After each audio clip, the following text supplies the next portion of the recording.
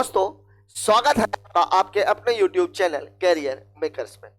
SSC GD की previous year questions की जो सीरीज अभी हम चला रहे हैं, आज हम हाजिर हैं मैथ के 7वें पेपर के साथ, जो दिनांक 11 जनवरी को 2:30 से 3:30 PM के बीच में लिया गया था।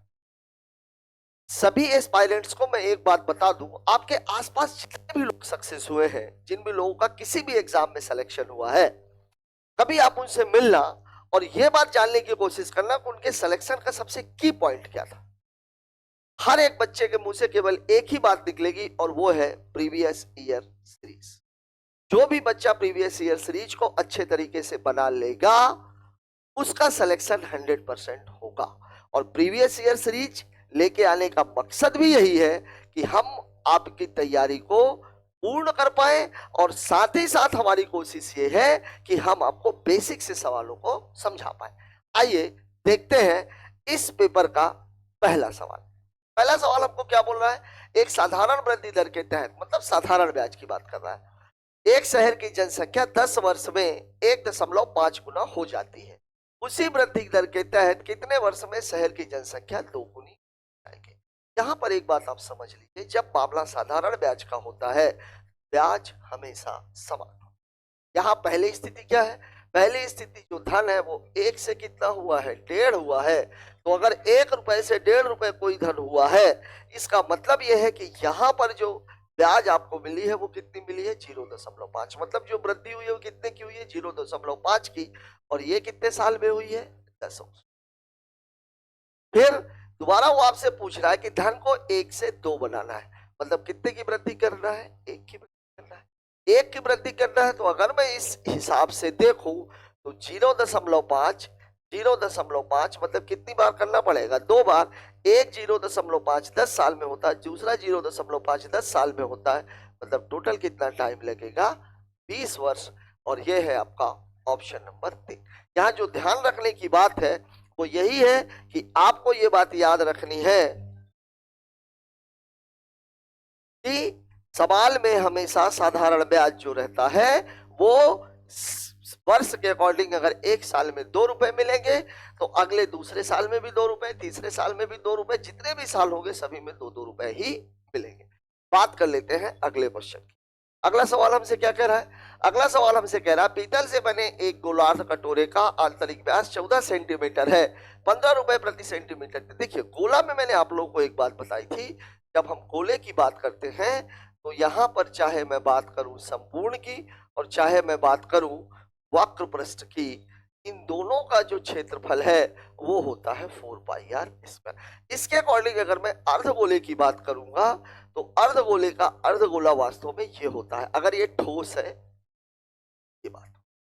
अगर मैं अर्धगोले की बात करूंगा तो अर्धगोले में जो संपूर्ण पृष्ठ होता है वो होता है 3πr², और जो वक्र पृष्ठ होता है ये होता है 2πr²। अब यहाँ पर एक बात समझने की है, यहाँ पर जो गोला है ये कैसा है? कटोरा है। कटोरा है, कटोरे में जो ये वाला हिस्सा है ये नहीं रहेगा, ये वाला जो हिस्सा है वो नहीं होगा। नहीं होगा मतलब हमें इसी को करना है, इसको रखना है अंदर से। अब अंदर से रखना है मतलब मामला किसका है? ये वक्र पृष्ठ। अब देखिए कितना होता है वक्र पृष्ठ हमारा? 2πr²। रंगने का खर्च हमारा कितना है? 15। और जो आपको व्यास दिया गया है वो कितना दिया गया है? 14। मतलब जो डी है, डी कितना दिया गया है? 14। तो आर की वैल्यू कितनी हो जाएगी? इसकी आधी, मतलब कितनी हो जाएगी? 7। अब जो खर्च आएगा वो कितना आएगा? 2πr², और गुणे कितना? 15। चूंकि खर्चा कितना लग रहा है? 15 प्रति वर्ग सेंटीमीटर, तो यहां आप इसकी वैल्यू पेस्ट कर दीजिए।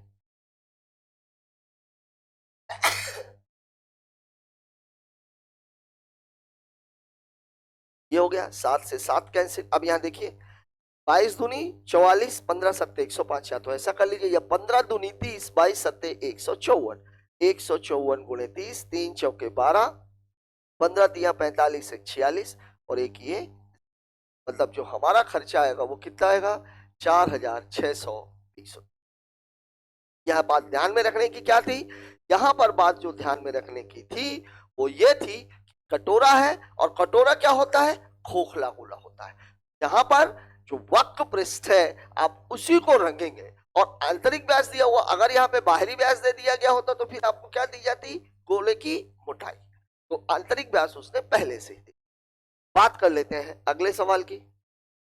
अगला सवाल हमसे क्या कह रहा है, अगला सवाल हमसे कह रहा है 20% वार्षिक चक्रवृद्धि ब्याज दर पर 12,500 रुपए कितने वर्षों में 21,600 रुपए हो जाएंगे। तो यहां पर आपको क्या करना है, अब देखिए यहां पे क्या है, यहां पर जो दर दी हुई है ये कितनी दी हुई है, 20%। और 20% का मतलब कितना होता है, 1/5। मतलब जो स्थिति है वो कितनी है, 5 से 6। 5 से कितनी है, 6। अब यहां पर जो आपको सवाल दिया गया है कितना खूबसूरत सा सवाल है, 12,500 रुपए 21,600 रुपए हो जाते हैं। यहां मैंने आप लोगों को पिछले भी कई वीडियोस में ये बात बताई हुई है कि 12,500 रुपए 21,600 रुपए हो जाते हैं। अगर इसकी बात करें तो ये हो गया। अब चूंकि मामला 5 से 6 का है, मतलब एक साल में धन 5 से 6 होगा, तो 2 साल में 5 का स्क्वायर 6 का स्क्वायर हो जाएगा, तो 3 साल में 5 की घाते 3 6 की घाते 3 हो जाएगा। अब यहां पर आपको जो सवाल बदलना है, ये जो धन है ये 5 की घात के फॉर्मेट में होगा, और जो ये 216 है ये 6 की घात के फॉर्मेट में होगा। मतलब पूरा मामला कितना है, 5 की घाते 3 से 6 की घाते। हम जानते हैं कि 5 की घाते 3 की वैल्यू 125 और 6 की घाते 3 की वैल्यू कितनी, 216। अब ये 3 है, मतलब ये धन कितने साल में होगा, 3 साल में, और ये है आपका ऑप्शन नंबर 4। यहां पर अगर हमें 20% भी नहीं दिया गया होता तो भी सवाल में कोई दिक्कत नहीं थी, क्योंकि यहां पर हमें 125 और 216 दिख रहा है, और 125 5 की घाते 3 है, और 216 6 की घाते 3 है। मतलब ये पूरा मामला होता 5 की घाते 3 से 6 की घाते 3, मतलब एक साल में 5 से 6, मतलब ब्याज कितना 1, और 1 का ब्याज 5 पर, मतलब दर कितनी हो जाती, दर हो जाती कितनी, 20%। देखिए यहां अगर ये 20% नहीं भी दिया गया होता तो भी आप सवाल को लगा सकते थे। ठीक है, बात कर लेते हैं अगले क्वेश्चन की। अगला सवाल हमसे क्या कह रहा है, अगला सवाल हमसे कह रहा है 14 विद्यार्थियों और उनके शिक्षक की औसत आयु 20 वर्ष है। शिक्षक को छोड़ दिया जाए तो उनकी औसत आयु 1.5 वर्ष कम हो जाती। पहले मैं औसत की बात करता हूं। तो जो औसत बराबर होता है वो होता है योग बटे संख्या।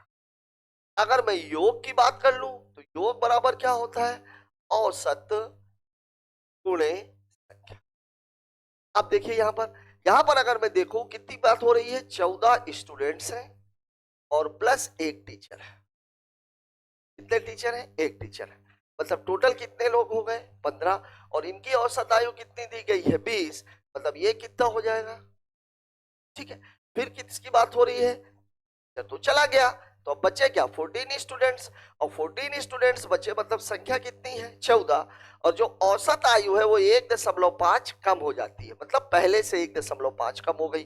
मतलब पूरा मामला है 14 गुणे 18.5, तो ये कितना हो जाएगा, 14 पंचे 70 दशमलव, 14 अट्ठे 112 और 7 119, 9 11, 14 एकम 14 और 11 25। अब देखिए इस वाले में से अगर मैं इसको घटाऊंगा तो ये स्टूडेंट्स कैंसिल हो जाएंगे, बचेगा क्या, एक टीचर बचेगा। और यहां पर अगर मैं 300 में से 259 घटाऊंगा तो ये कितना आ जाएगा, 41।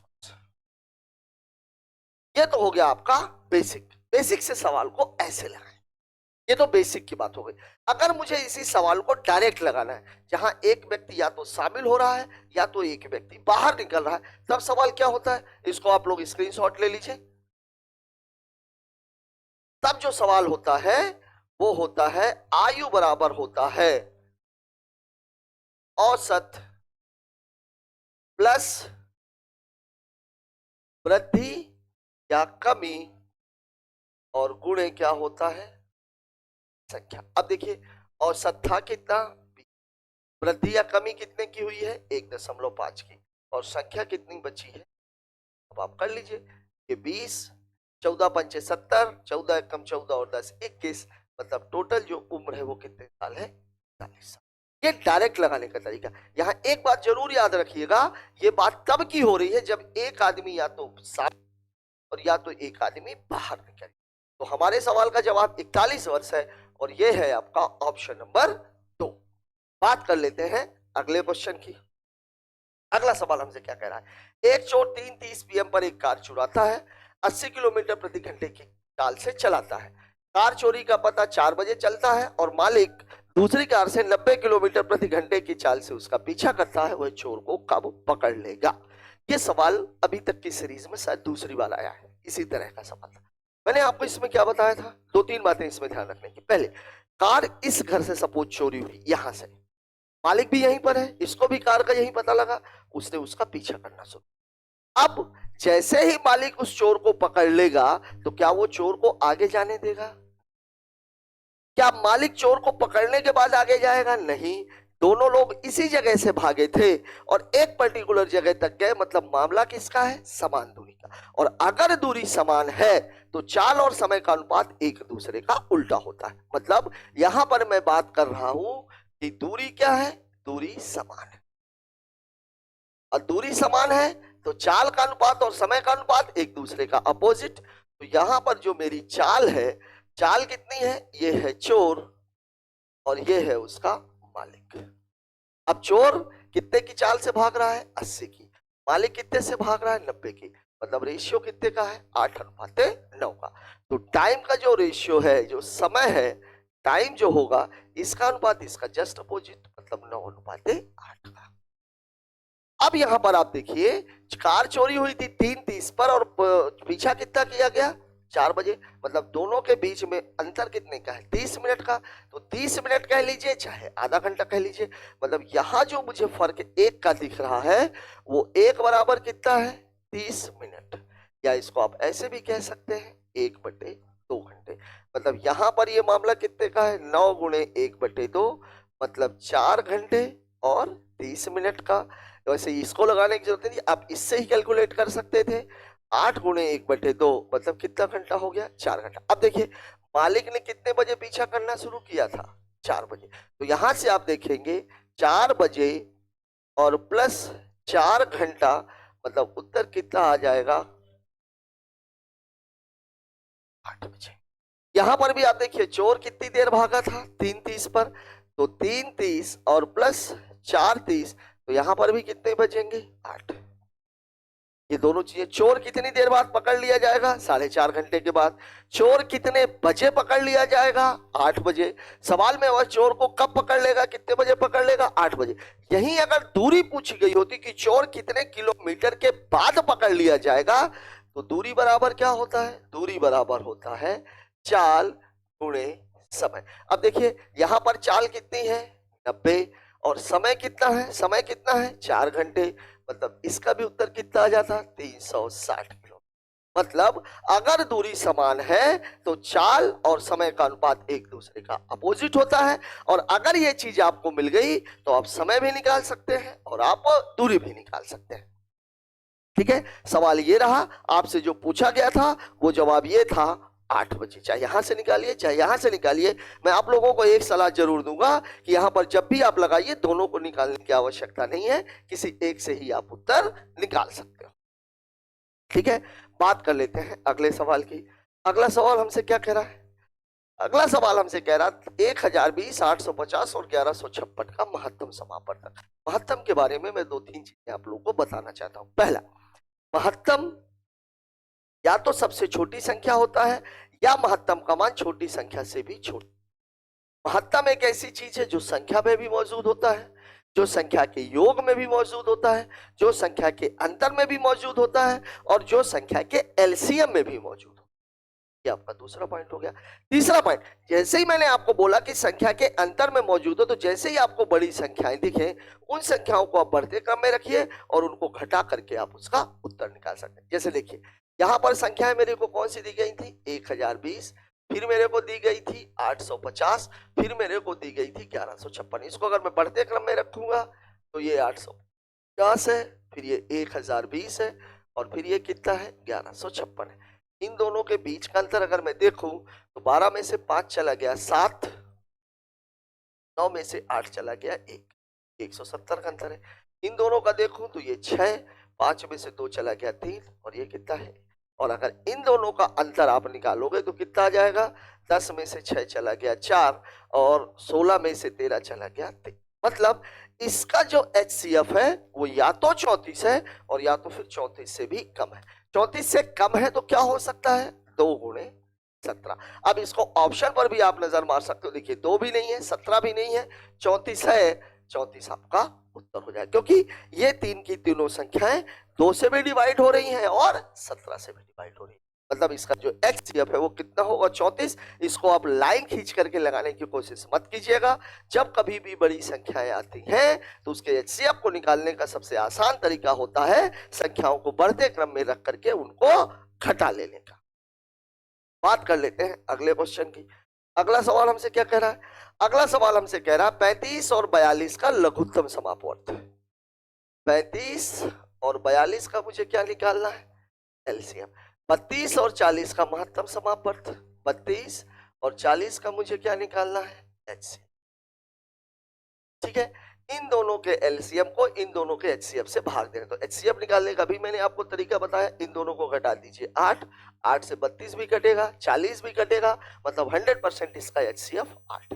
फिर अब इन दोनों का एलसीएम, एलसीएम निकालने के लिए भी आपको एचसीएफ निकालना है। बहुत आसान तरीका है। जैसे देखिए इन दोनों का एचसीएफ कितना हो जाएगा, 7। अब देखिए 7 से ये भी कट रहा है, ये भी कट रहा है, 7 से अगर मैं इसको काटूंगा तो ये 7 हो गया, 7 पना 35 और 7 छंग 42, इसका एलसीएम हो गया।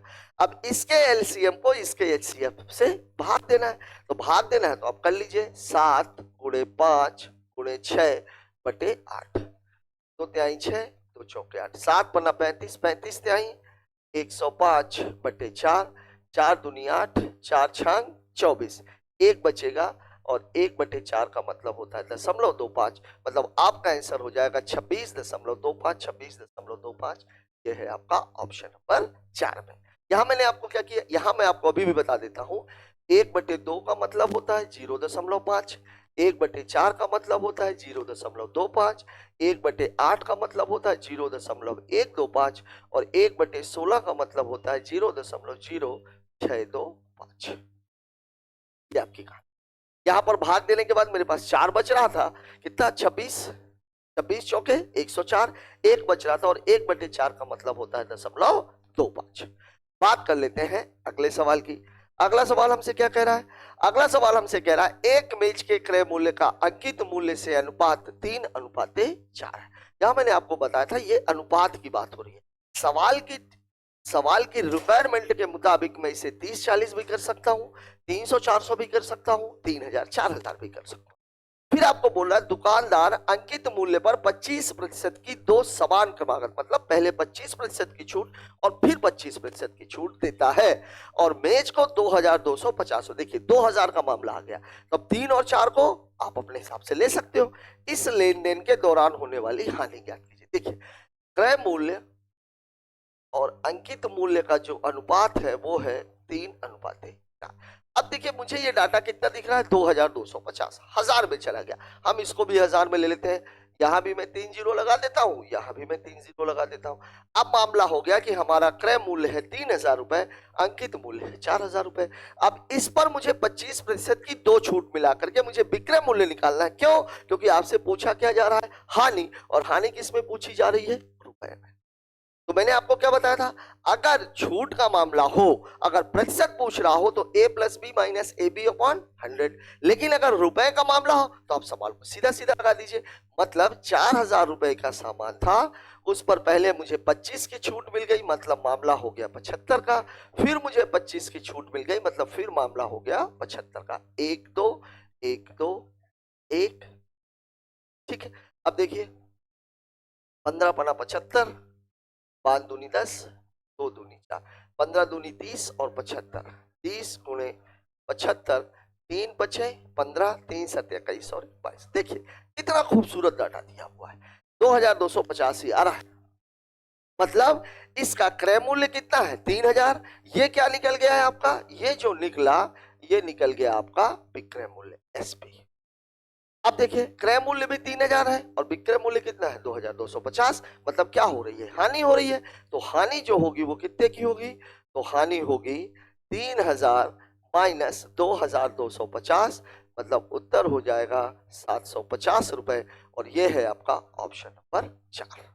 सवाल बहुत इजी था। यहां मैं बार बार इस बात को आपको समझा रहा हूं, रेशियो का मतलब रेशियो ही होता है। अगर एक्चुअल वैल्यू लेनी है तो आप अपने हिसाब से ले सकते हो। 4:5 है, आप उसको 40-50 भी ले सकते हो, 400-500 भी ले सकते हो, 4000-5000 भी ले सकते हो, ठीक है, 40,000-50,000 भी ले सकते हो। अब ये डाटा के ऊपर डिपेंड करता है। यही अगर मुझे 225 दिया होता, 100 का मामला होता तो मैं 300-400 लेता। यही अगर मुझे 22,500 रुपए दिया होता तो मैं क्या करता, 30,000 और 40,000 लेता। ठीक है, बात कर लेते हैं अगले सवाल की। अगला सवाल मुझसे क्या कह रहा है? अगला सवाल हमसे कह रहा है रानी 15 किलोमीटर प्रति घंटे की चाल से दौड़ती है, कितना समय लेगी? बहुत ही बेसिक सा सवाल है। समय बराबर क्या होता है? तो समय बराबर होता है दूरी बटे चाल। अब देखिए दूरी कितनी दी गई है, 200 मीटर, चाल कितनी दी गई है, 15। अब देखिए दूरी 200, चाल कितनी दी गई है, 15, लेकिन 15 किस में दिया गया है, किलोमीटर प्रति घंटे में। यहां मैंने आप लोगों को बताया था कि अगर किलोमीटर प्रति घंटा को मुझे बदलना हो मीटर पर सेकंड में, और मीटर पर सेकंड को मुझे बदलना हो किलोमीटर प्रति घंटे में। अगर किलोमीटर प्रति घंटे को मीटर पर सेकंड में बदलना है, मतलब किलोमीटर को मीटर बनाना है, तो बड़े को आप क्या बना रहे हो, छोटा, तो छोटे का गुणा होगा, मतलब कितने का गुणा हो जाएगा, 5/18 का। मीटर को किलोमीटर बनाना है, मतलब छोटे को आप क्या कर रहे हो, बड़ा, तो बड़े का गुणा होगा, मतलब यहाँ कितने का गुणा हो जाएगा, 18/5 का। अब देखिए यहाँ किलोमीटर को आप मीटर बना रहे हो, मतलब क्या कर रहे हो आप, बड़े को छोटा कर रहे हो। ये 18 ऊपर चला जाएगा, तो 200 गुणे 18/15 गुणे 5, ये 40, 5 तिहाई 15, 5 अट्ठे 40, 3 छक्के 18, 8 छक्के 48, इसमें आ जाएगा सेकंड में, और ये है आपका ऑप्शन नंबर 3।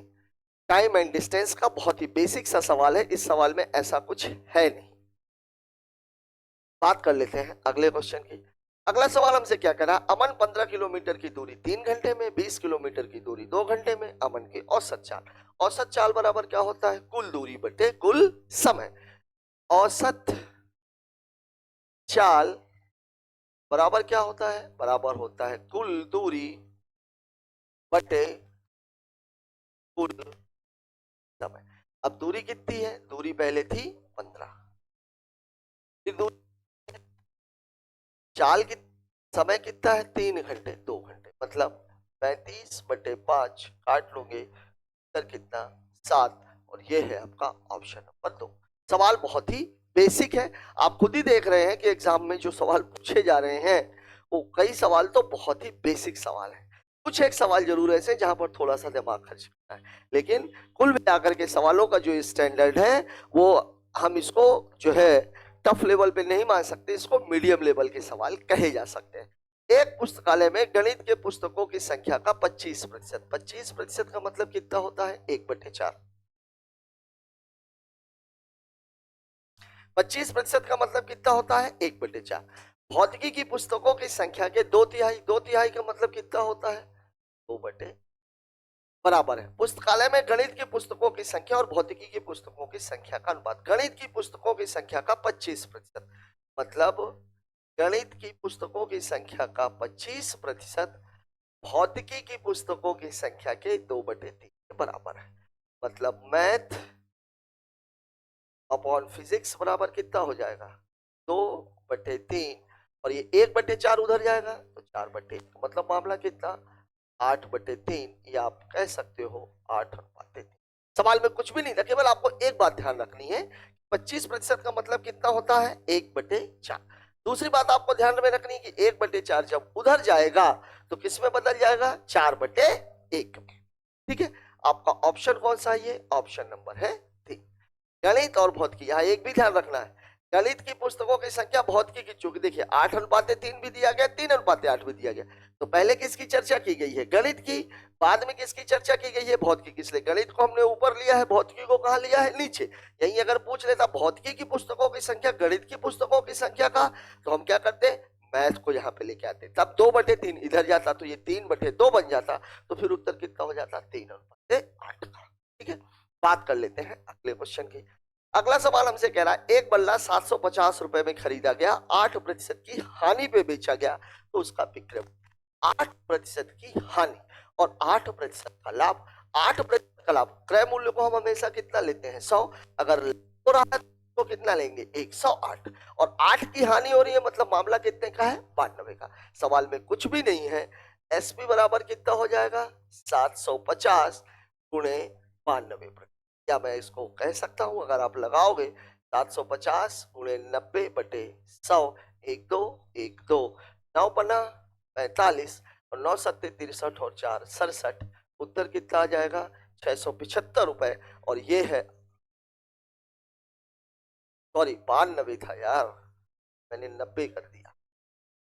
750 गुणे 92/100, 0 से 0 कैंसिल, 15 पन्ना 75, 5 दूनी 10, 2 चौके 8, 2 छक्के 12, 15 छक्का 90, 15 चौके 60 और 9 69, 690 रुपए। और ये है आपका ऑप्शन नंबर। ठीक है, बहुत ही बेसिक सवाल प्रॉफिट एंड लॉस का।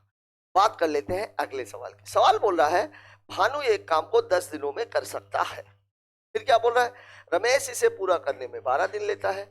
भानु और रमेश द्वारा एक साथ मिलकर काम करने में लिया गया समय रोहित द्वारा लिए गए समय के बराबर है। अगर बात समय की हो रही हो तो मैंने आपको यह बताया था कि अगर काम समान है तो समय और क्षमता का अनुपात एक दूसरे का अपोजिट हो। पहली बात तो ये। अगर यहाँ पे क्या बोल रहा है, समान समय में काम कर रहा है। समान समय में कोई भी काम तभी होगा जब क्षमता समान हो। समान समय में काम तभी हो सकता है जब क्षमता समान हो।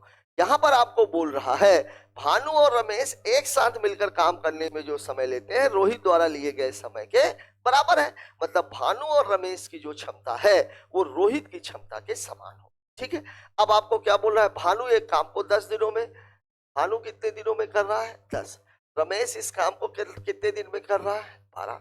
ये आपका टाइम दिया हुआ है। और अगर 2 या 2 से अधिक व्यक्तियों के काम करने का समय दिया गया हो तो समयों का जो एलसीएम है वो हमेशा किसके बराबर होता है, वो हमेशा बराबर होता है टोटल वर्क के। तो वर्क बराबर कितना हो जाएगा, वर्क बराबर हो जाएगा 10 और 12 का जो लघुत्तम है वो हो जाएगा 60, मतलब इसकी एफिशिएंसी 6, इसकी एफिशिएंसी 5।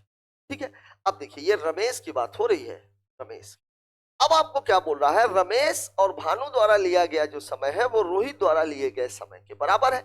अगर समय बराबर है तो क्षमता भी क्या होगी, बराबर होगी। तो अब आप देखिए भानु और प्लस रमेश की बात अगर मैं करूं, भानु प्लस रमेश, और इन्हीं की जो क्षमता है ये किसके बराबर है, रोहित के बराबर। ये कितनी हो जाएगी 6 और 5। ठीक है, भानु और रमेश बोल दिया जाए और चाहे तो रोहित बोल दिया जाए, दोनों की क्षमता बराबर है 6 और 5 11। अब सवाल आपको बोल रहा रमेश और रोहित, रमेश और रोहित। अब बात किसकी हो रही है, रमेश प्लस रोहित की बात हो रही है। अब देखिए रमेश की क्षमता कितनी है 5 और रोहित की क्षमता कितनी है 11, तो दोनों की मिला के कितनी हो गई 16। अब आपसे पूछ रहा है कितना समय लगेगा, तो समय बराबर क्या होता है, काम बटे क्षमता। ठीक है, आप इसको काटेंगे 4 चौके 16, 20, 2 15 करेंगे तो कितना आ जाएगा 7.5। यही आपका सवाल का जवाब है। कितना है, सॉरी 60 काम था, कितना काम था 60, 120, ये कितना हो गया 16, तो 60 बटे मतलब ये 15 4। अब इसको आप हल करेंगे तो 15 4 त्याई 12, 3 15, 3 सही 3 बटे 4 दिन। और ये आपका जो उत्तर है वो है ऑप्शन नंबर 4, इसका आंसर दिया हुआ है 3:3/4 डेज। ठीक है, समझने की बात केवल यहाँ पर यही थी कि चूंकि समय बराबर था इसलिए इन दोनों की क्षमता भी क्या होगी, आपस में बराबर होगी। बात कर लेते हैं अगले सवाल की। अगला सवाल हमसे क्या कह रहा है, अगला सवाल हमसे कह रहा है एक लंबवृत्तीय शंकु के आधार की त्रिज्या, त्रिज्या मतलब r 7 सेंटीमीटर है। वक्र पृष्ठ का क्षेत्रफल, वक्र पृष्ठ का क्षेत्रफल कितना होता है पाई आर एल। ठीक है, पाई आर एल दिया हुआ है, कितना दिया हुआ है 550। तो शंकु का आयतन, बहुत ही बढ़िया सवाल है क्योंकि आर दे दिया है, एल निकालने के लिए आपको वक्र पृष्ठ का क्षेत्रफल दे दिया है, पूछ रहा है आयतन। और आयतन का फॉर्मूला क्या होता है, आयतन का फॉर्मूला होता है 1/3 पाई आर स्क्वायर एच, मतलब यहां पर आपको ऊंचाई निकालनी पड़ेगी। और एल बराबर क्या होता है, root of R square plus H square, या एच बराबर क्या होता है, root of L square minus R square. सबसे पहला काम तो आर, आर बराबर आपको कितना दिया गया है 60। फिर आपको क्या बोल रहा है, वक्र पृष्ठ का क्षेत्रफल। वक्र पृष्ठ का क्षेत्रफल होता कितना है, पाई आर एल, और वैल्यू कितनी दी गई है 550। अब पाई की वैल्यू 22 बटे आर की वैल्यू 7, एल 550, 7 से 7 कैंसिल, 11 दूनी 22, 11 पच्चीस 55, 2 एक कम 2, 25 50, मतलब एल बराबर कितना हो गया। अब यहां पर मैं आप लोगों को एक बात बताना चाह रहा हूं कि एल स्क्वायर बराबर होता है R square plus H square, R square बराबर होता है L square minus H square, और एच स्क्वायर बराबर होता है L square minus R square. क्योंकि यहां पर मैं ये बता क्यों रहा हूं, क्योंकि आपसे क्या पूछा गया है, आपसे पूछा गया है आयतन, और आयतन बराबर क्या होता है, आयतन बराबर होता है 1/3 पाई आर स्क्वायर एच। त्रिज्या तो आपके पास है, लेकिन ऊंचाई आपको अभी तक नहीं मिली है। ऊंचाई निकालने के लिए आपको हिंट क्या दे दिया गया था, वक्र पृष्ठ का क्षेत्रफल, जिससे आपको क्या मिल गया है एल। तो जो एच की वैल्यू है, जो एच की वैल्यू है, एच बराबर कितना हो जाएगा, root of L square minus R square, मतलब कितना हो जाएगा 25 का स्क्वायर माइनस कितने का स्क्वायर, 7 का स्क्वायर। अब यहां पर भी मैं आपको एक बात बता दूं, एक बात आप इसको समझ लीजिए, ए स्क्वायर माइनस बी स्क्वायर बराबर होता है ए प्लस बी, ए माइनस। अब देखिए ए स्क्वायर माइनस बी स्क्वायर, मतलब ये पूरा कितना हो जाएगा, 25 में 7 जोड़ दिया तो 32, और 25 में 7 घटा दिया तो कितना हो जाएगा 18। अब देखिए इसका वर्गमूल निकालना है, तो वर्गमूल निकालना है तो आप गुणा करोगे तो मामला थोड़ा लंबा हो जाएगा, थोड़ा सा दिमाग खर्चा करो। अगर मैं इसमें से 2 को बाहर कर दूं तो ये 32 का कितना हो जाएगा 16, 32 को मैं 16 गुणे 2 तो लिख सकता हूं, और ये कितना हो जाएगा 18। इस 16 का वर्गमूल कितना 4, 18 दूनी 36 का वर्गमूल कितना 6, मतलब h की जो वैल्यू है वो कितनी हो जाएगी 24। अब इसी फार्मूले में आप सबकी वैल्यू पेस्ट कर दीजिए, देखिए कितना है 1/3, पाई में तो उत्तर नहीं है, नहीं है, गुणे पाई की वैल्यू कितनी है 22/7, आर स्क्वायर मतलब 7 गुणे 7, और h की वैल्यू आपने कितनी निकाल रखी है 24, 7 से 7 कैंसिल, 3 अठे ये हो गया, मतलब पूरा मामला कितने का है 22 गुणे 56 का। इकाई का अंक देखेंगे 6 दूनी 12, 12 12 2 में आ गया, मतलब पूरा लगाना पड़ेगा, तो 22 छक्का 132, 22 पंचे 110, 110 और 13 143, और यही आपके सवाल का जवाब है 22 छक्का 132 पाई आर स्क्वायर एच, एच की वैल्यू 4 6 24, ठीक है, 3 अठे 24, 7 से 7 कट गया, 8 सत्ते 56, 22, 6 दूनी 12, 5 11 दूनी 22 23, 3 3 5 दूनी 10 और 3 13, 1332, थोड़े में थोड़ी गड़बड़ हो 56 है। देखिए मैं आपको क्या बोल रहा हूँ, मामला कितने का है, यही 22 गुणे 22 छक्का 132, और 22 पंचे 110, 110 और 13, 110 और 13 कितना होता है 1200। जोड़ने में थोड़ी सी गड़बड़ हो गई, सवाल इतना कठिन नहीं है, सवाल में कुछ भी नहीं है, केवल एक चीज आपको जो ध्यान में रखनी है वो ये है, सवाल में उसने एक स्टेप बढ़ा दिया, एक स्टेप बढ़ा दिया मतलब एच की वैल्यू आपको खुद, अभी तक जो सवाल आपको दे रहा था वो कैसे दे रहा था, आर और एच की वैल्यू आपके पास रहती थी, आयतन निकालना होता था, सीधे सीधे आप पेस्ट कर देते थे, उत्तर आ जाता था। यहाँ पर एक थोड़ा सा दिमाग उसने आपसे ये खर्च कर दिया, आर की वैल्यू दे दी, एल निकालने के लिए आपको वक्र पृष्ठ का क्षेत्रफल दे दिया, आर और एल निकल गया, पूछ क्या लिया आयतन पूछ लिया, मतलब आपको एच की जरूरत है, एच बराबर होता है square root of L square minus R square. सवाल ये रहा, स्क्रीनशॉट आप लोग ले लीजिए, सभी सवालों को मैंने थोड़ा सा अलग अलग समझा दिया है, जितने भी फंडे थे वो सब आपके सामने। बात कर लेते हैं अगले सवाल की, एस एक कार्य को 50 दिनों ठीक है, टी उसे 40 दिनों में, ठीक है, एम उसे 30 दिनों में, ये भी ठीक है, एस सप्ताह के सभी दिनों में, सप्ताह के सभी दिनों में मतलब पूरे 7 दिन का, ठीक है, टी केवल सोम बुध और शुक्र, मतलब टी कितने दिन काम कर रहा है, 3 दिन का, एम केवल शनिवार और रविवार 2 दिन काम कर रहा है, कार्य सोमवार को आरंभ किया जाता है, कितने सप्ताह में पूरा हो जाएगा, ऑप्शन क्या दिया, 2 से सप्ताह, ठीक, सप्ताह 4 से 5, अच्छा, मतलब आपको एक मोटा मोटा आइडिया निकालना है, एग्जैक्ट वैल्यू नहीं निकालनी, थोड़ा सा एग्जैक्ट वैल्यू अगर इसमें निकालनी होती तो डाटा थोड़ा सा टेढ़ा है, ठीक है, तो अभी तो फिलहाल हम बात किसकी कर लेते हैं, टोटल वर्क, एस कितने दिनों में कर रहा है, 50 दिनों में, ये टाइम की बात हो रही है, टी कितने दिनों में कर रहा है, टी कर रहा है 40 दिन, एम उसे कितने दिनों में कर रहा है, एम उसको कर रहा है, ठीक है, अब देखिए यहां भी जीरो, यहां भी जीरो, यहां भी जीरो, 5 4 और 3 का एलसीएम, तो 5 चौके 20 त्याई 60, मतलब वर्ग बराबर ये 60 और जो जीरो हटाए थे वो, अब इसकी एफिशिएंसी 600 में 50 का भाग देंगे 12, 60 में 4 का भाग देंगे, 60 में 3 का भाग देंगे,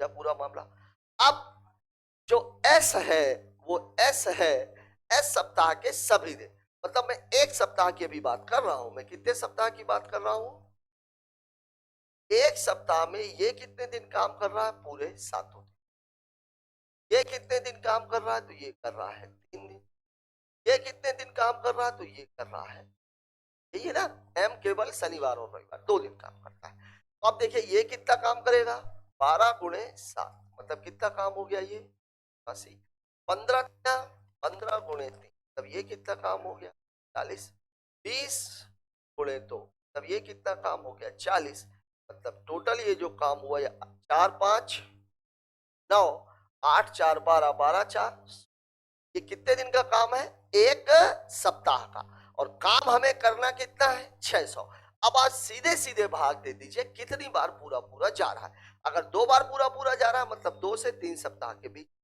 3 बार पूरा पूरा जा रहा है मतलब 3 और 4 सप्ताह के बीच में, 4 बार पूरा पूरा जा रहा है मतलब 4 बार पूरा पूरा चला गया, मतलब 4 सप्ताह तो लगेंगे ही लगेंगे, कुछ काम और बचा हुआ मतलब 4 सप्ताह से ज्यादा, ठीक है, अब ये कितना है 169, अब आप 600 में 169 का भाग दे, बार जा रहा है ये 16 चौके 64, 4 बार, तो 3 नंबर 27, हाँ 3 बार चला जाए, 3 नंबर 27, 16 3 48 और 50, अगर यहाँ पर मैं देखूं तो कितना बचेगा शेष, मतलब एक चीज तो पक्की है, जो काम है वो 3 सप्ताह तो पूरा पूरा चला है, और अभी भी काम कितना बचा हुआ है 90, अगर डेज की बात करता तो फिर में देखना पड़ता, ये जैसे ये देखिए सोमवार बुधवार और शुक्रवार, तो सोमवार को एस और एम दोनों काम करेंगे, एस और टी काम करेंगे, एम काम नहीं करेगा, फिर मंगलवार को अगर हम देखें तो मंगलवार को कोई काम नहीं करेगा, केवल एस भर करेगा, फिर बुधवार को देखें तो एस और एम दोनों काम करेंगे, टी तब भी नहीं करेगा, फिर गुरुवार को केवल एस करेगा, फिर शुक्रवार को केवल क्या, गुरुवार को एस और एम दोनों नहीं, एस भर करेगा, शुक्रवार को एस और एम दोनों करेंगे, शनिवार और रविवार को एस और एम, तो अगर पूरा डाटा पूछा होता एग्जैक्ट डाटा कितने दिनों में करना है, तो सवाल का जो डाटा है वो लेंथी हो जाता, लेकिन आपसे केवल सप्ताह की बीच पूछा हुआ है, मतलब पूरा 3 सप्ताह तो काम चला ही चला, उसके आगे भी गया, मतलब उत्तर कितना हो जाएगा 3 से 4 सप्ताह के बीच, मतलब 3 सप्ताह पूरा पूरा और कुछ दिन और, मतलब चौथा सप्ताह प्रारंभ हो। बात कर लेते हैं अगले सवाल की, अगला सवाल, पहले वर्ष के दौरान एक शहर की जनसंख्या में 5% की वृद्धि हुई, दूसरे वर्ष के दौरान यह 4% कम हो गई, दूसरे वर्ष के अंत में इसकी जनसंख्या 30,240 थी, तो पहले वर्ष के अंत में जनसंख्या कितनी थी, अब देखिए इस सवाल में देखिए पहले वर्ष के अंत में पूछा, पहले वर्ष के अंत में लिखा, पहले वर्ष में शुरू में कितनी 100, 5 बढ़ के 105 और फिर 4 घट के हो गई 96, आप तो पहले निकालिए कि 2 वर्ष के पहले, मतलब ये मैंने आपको बताया भी था कि बाद का डाटा देकर यदि पहले का डाटा आपसे पूछा जा रहा है तो पहले वाले की वैल्यू को हम हमेशा कितना मान लेते हैं x, मतलब उसकी जनसंख्या सपोज x थी, 5 की वृद्धि हो गई मतलब मामला हो गया 105 बटे 100 का, फिर 4 की कमी हो गई मतलब मामला कितना हो गया 96 का, और ये टोटल कितना हो गया 30,200, अब देखिए काटेंगे, काटेंगे तो कहां से कटेगा, ये 5 से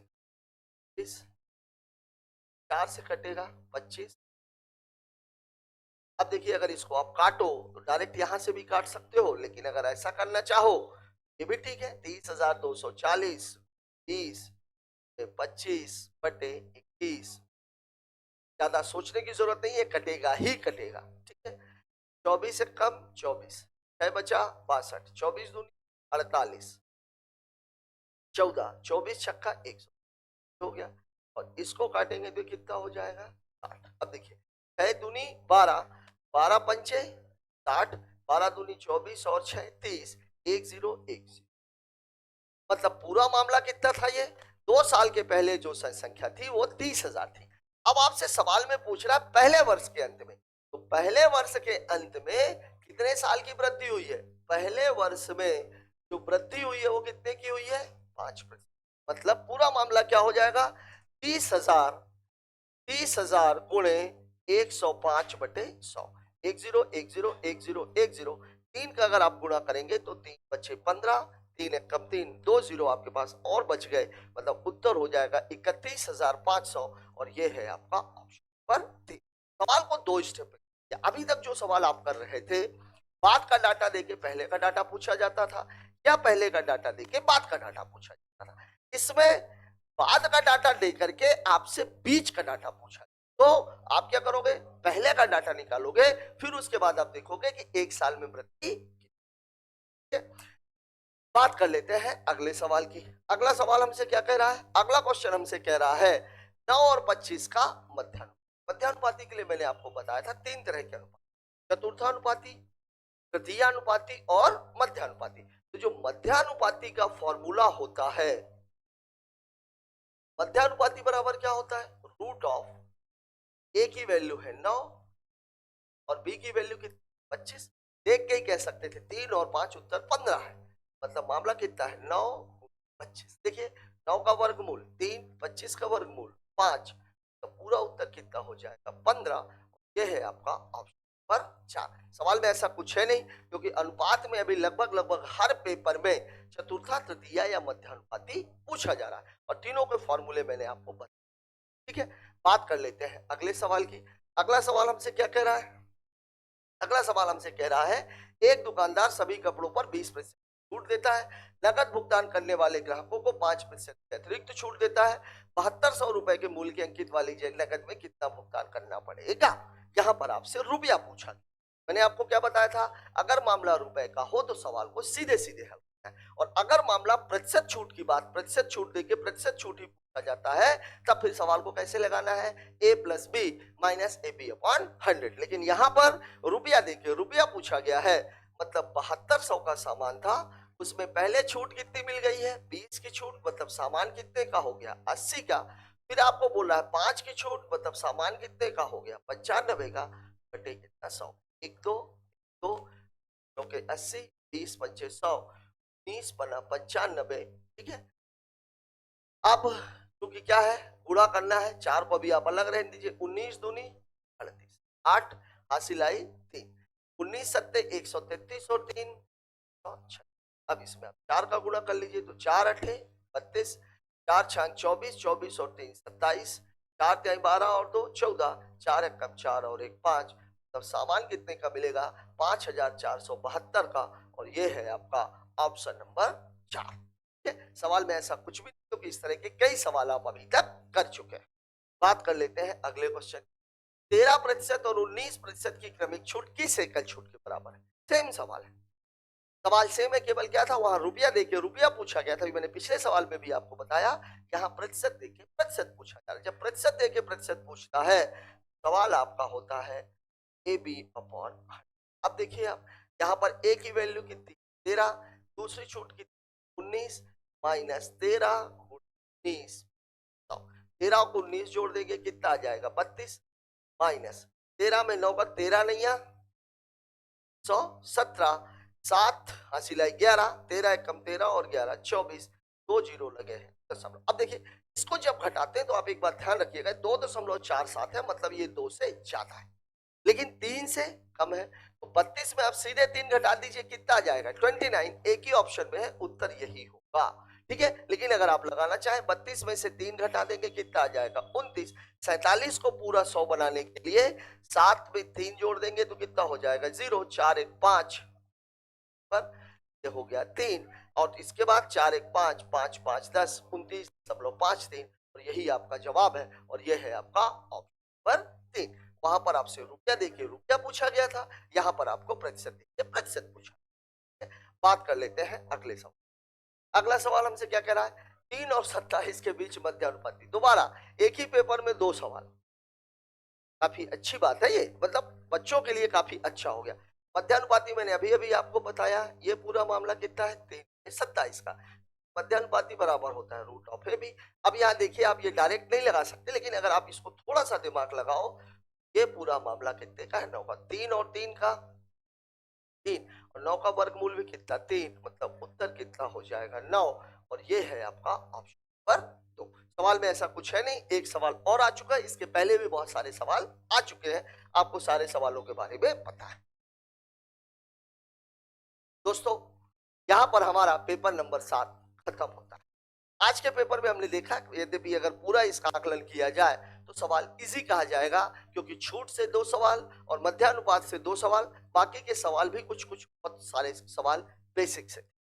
फिर भी हमने कोशिश की है कि आज के सवालों को जिन बच्चों को बेसिक भी तैयार नहीं है उनकी भी हम तैयारी करा सके। हमारा ये प्रयास आपको कैसा लग रहा है कमेंट बॉक्स जा करके जरूर बताएं। मिलते हैं कल एक नए वीडियो के साथ, तब तक के लिए